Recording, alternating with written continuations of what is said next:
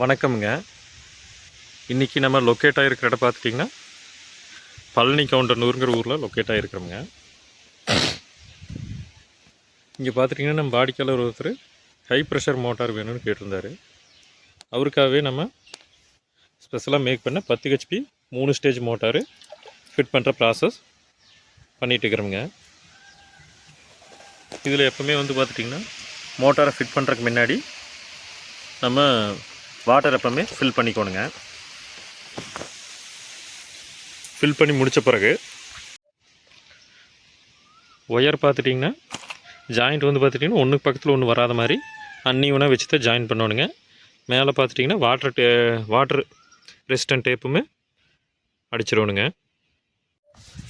Next பார்த்துட்டோம்னாங்க wire எப்பவுமே இந்த மாதிரி உள்ளே போகும்போது இந்த இடம் பிளேட் மாதிரி ஷார்ப்பாக இருக்குங்க. இந்த ஸ்ட்ரெயினரோட ஷார்ப்னஸ் எட்ஜஸ் பார்த்திங்கன்னா ரொம்ப ஷார்ப்பாக இருக்கும்.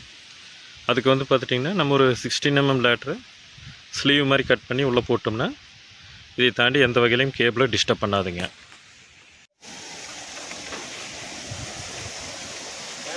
மோட்டார் ஃபைனலாக கிணத்துக்குள்ளே இறக்கி விட்டாச்சுங்க. இறக்கி விட்ட பிறகு பார்த்திங்கன்னா நம்மளுக்கு ஈல்டு ஒரு 60,000 லிட்டர் ப்ளஸ் கிடைக்கிற மாதிரி டெலிவரி வருதுங்க. ஒரு அப்ராக்சிமேட்டாக 60,000 ப்ளஸ் இருக்குங்க பர் ஹவருக்கு.